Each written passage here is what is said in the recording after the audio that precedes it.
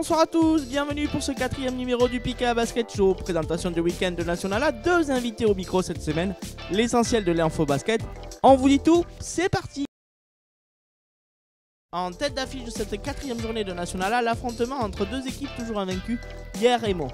La rencontre entre les deux derniers vainqueurs du championnat de France devrait tenir toutes ses promesses, même si au vu de sa dernière sortie à Toulouse, la formation varoise, qui n'a plus connu la défaite dans sa salle depuis le 8 avril dernier, partira logiquement favorite. Si Lannion qui accueille Lyon et Gennevilliers qui reçoit Strasbourg devraient logiquement signer un second succès, Bordeaux qui reçoit Marseille, oui le match est inversé, et Saint-Avold qui jouera un match important devant le Canet, devront tous les deux hisser leur niveau de jeu afin de déjouer des pronostics plutôt en leur défaveur au départ. Ce week-end, les caméras de Pika Sport se rendront pour la première fois au Puy-en-Velay pour découvrir l'équipe qui a terminé 3ème la saison dernière et qui reçoit ce week-end Toulouse.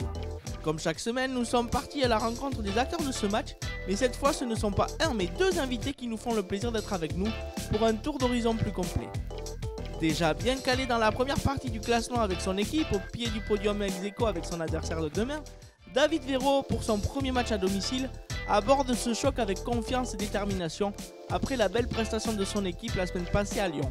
David Véro, notre premier invité du Pika Basket Show cette semaine. On rate quand même notre premier match au Canet où on a mal joué, le Canet a été très bon, donc ça m'embête un peu parce qu'en plus au Canet il leur manquait un joueur. J'aurais bien voulu attaquer par battre le Canet et puis faire les deux autres victoires après, mais bon, tant pis, c'est comme ça, c'est déjà bien de commencer par 2 victoires sur 3 matchs. Ah, ben contre Toulouse, oui, ça va être un premier test. En plus, c'est le premier match à la maison.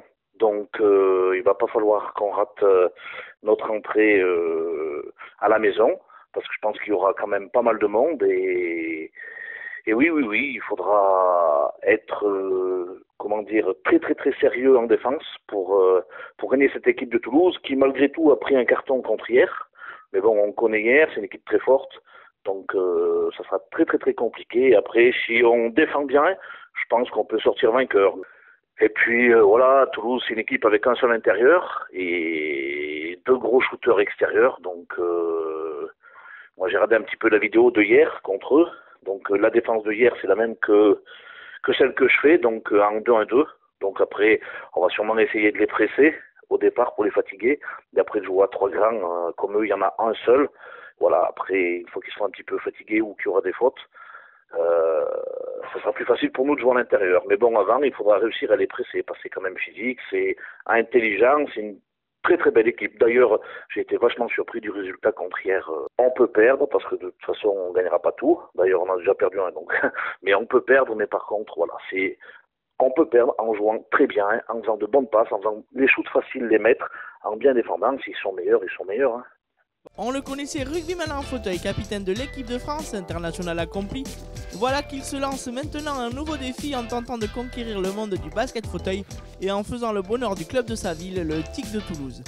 Petit point bloqueur intraitable, Jonathan Hiverna est déjà en train de se faire un nom avec la balle orange et prend beaucoup de plaisir à surprendre des adversaires qui ne le connaissent pas encore. Il nous explique pourquoi. Jonathan Hiverna. Donc je viens du rugby fauteuil, je fais donc partie de l'équipe de France depuis 2011. Donc j'ai eu la chance de faire 2 Jeux paralympiques et c'est en vue de me fixer de nouveaux objectifs, des nouveaux défis et surtout d'avoir une meilleure préparation en vue de Tokyo 2020. Et je pense qu'aujourd'hui le basket peut m'amener énormément encore sur ce que j'ai appris aujourd'hui à travers le rugby fauteuil.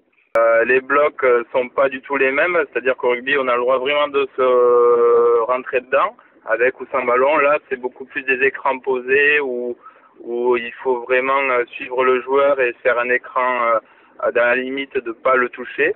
C'est tout nouveau pour moi cette année et c'est vrai que cette adaptation a fait que j'ai gagné énormément sur ma gestuelle du fauteuil et voilà ma signature, c'est vrai que je vais très vite et je fais du bloc tout en gardant le plus possible ces joueurs-là pour que mes coéquipiers progressent le mieux possible sous le panier. Voilà. Et ce que va m'amener le basket pour le rugby, c'est cette dimension physique où